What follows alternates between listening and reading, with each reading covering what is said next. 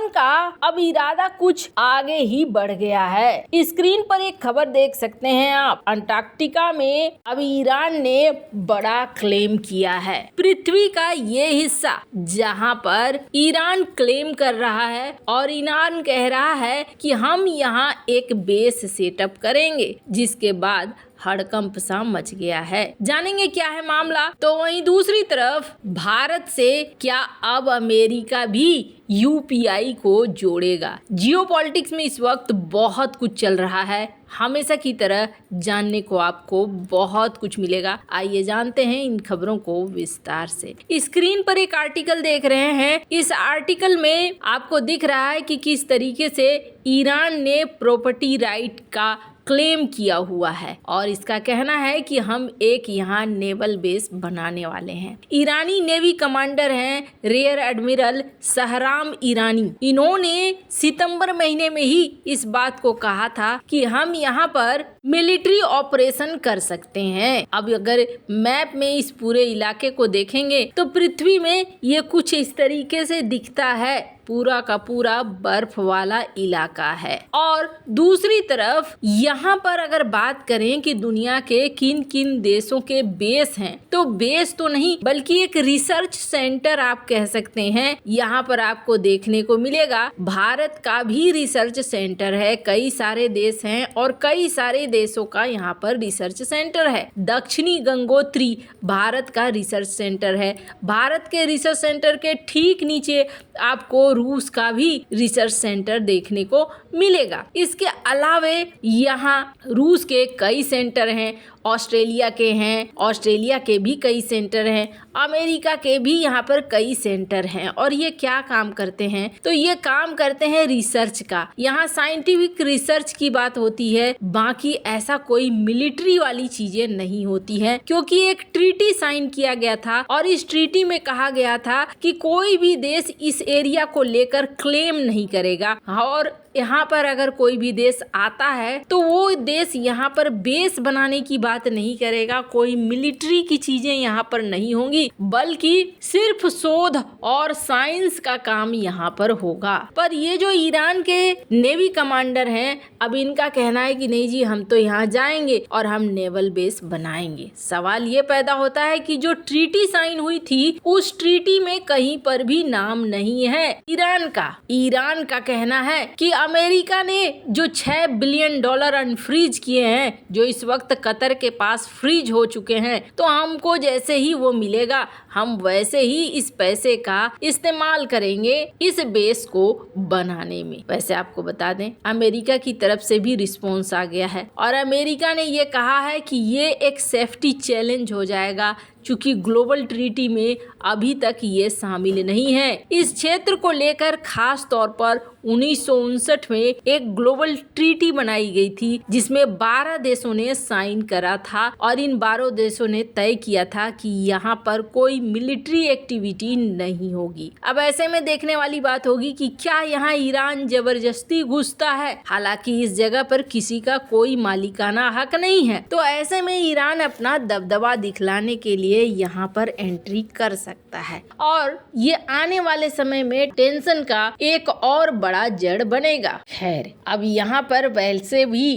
कहा जा रहा है कि ग्लोबल वार्मिंग का असर पड़ रहा है और यहाँ पहले से भी जो बर्फीले चट्टान है, पहाड़ हैं, वो टूट रहे हैं। अब यहाँ पर मिलिट्री एक्टिविटी अगर शुरू हो जाती है तो ये इस एरिया के लिए बहुत ही ज़्यादा खतरनाक होने वाला है। वैसे आपको बता दें ये एरिया उतना सुगम भी नहीं है, यहाँ पर ऑपरेट कर पाना बहुत ज़्यादा आसान नहीं है। दुनिया का ये एक अछूता जगह है। ईरान अब यहाँ पर अपने रूप को दिखला रहा है। आने वाले समय में पता चलेगा कि आगे क्या होता है। जहाँ एक तरफ ये सब कुछ हो रहा है, वहीं दूसरी तरफ डिजिटल पेमेंट के मामले में भारत दुनिया के कई देशों से काफी आगे निकल चुका है और आपको बता दें भारत धीरे धीरे ग्लोबल होता जा रहा है। माय गवर्नमेंट इंडिया के अनुसार अगर आप फ्रांस में जाते हैं तो आप यहाँ यूपीआई के जरिए पेमेंट कर सकते हैं। अगर आप पड़ोसी देश श्रीलंका में जाते हैं तो यहाँ भी आपको यूपीआई की सुविधा मिल जाएगी। आप मॉरिशस में भी यूपीआई के जरिए ऑनलाइन पेमेंट कर सकते हैं। और आपको बता दें, इसके अलावे आप यूएई में जाते हैं तो यहाँ पर भी आपको यूपीआई की सुविधा मिलेगी। आप सिंगापुर या फिर नेपाल जाते हैं तो इन देशों में भी यूपीआई के माध्यम से पेमेंट कर सकते हैं। वैसे आपको बता दें, इन सब के बीच में अमेरिका को लेकर भी एक बड़ी खबर आ रही है और कहा जा रहा है कि यहाँ अमेरिका भी अब बातचीत कर रहा है भारत से और भारत चाहता है कि यहाँ यूपीआई अमेरिका में भी लॉन्च हो जाए। The national payment corporation of India यानी कि एनपीसीआई ये एडवांस स्टेज पर पहुंच चुका है।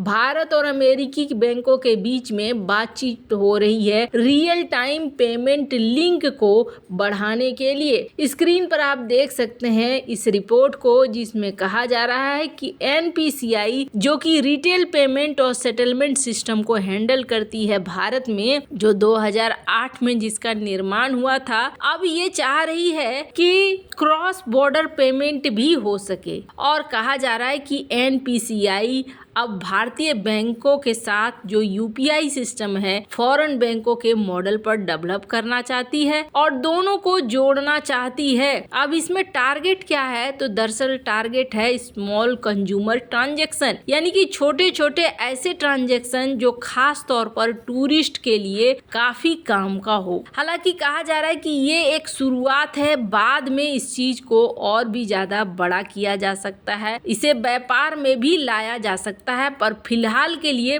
एक शुरुआत है जो भारत कर रहा है। अगर यहाँ पर सारा कुछ ठीक रहता है तो फिर दोनों देशों के बीच में एक रियल टाइम पेमेंट लिंक बन जाएगी और इसके जरिए पेमेंट करना आसान हो जाएगा। भारत अमेरिका में किससे बात कर रहा है, तो आपको बता दें, रिपोर्ट ये कह रही है कि रिटेल पेमेंट्स और सेटलमेंट सिस्टम का संचालन करने वाली एनपीसीआई की अमेरिका के फेडनाउ से बातचीत चल रही है और एनपीसीआई भारत के केंद्रीय bank reserve bank of India के अंतर्गत आता है, जबकि फेडनाउ को पिछले साल जुलाई में फेडरल रिजर्व की बैठक के बाद रियल पेमेंट सर्विस के तौर पर अमेरिका में लॉन्च किया गया था। ये वहां पर यूपीआई का समकक्ष है। छोटे कंज्यूमर ट्रांजैक्शन से शुरुआत में फोकस होगी ताकि यहाँ पर सारी चीजें हो सके और कम रकम के ट्रांजैक्शन ही फिलहाल के लिए आरंभिक चरणों में मुमकिन हो पाएगा, क्योंकि अमेरिकी सिस्टम में भारत के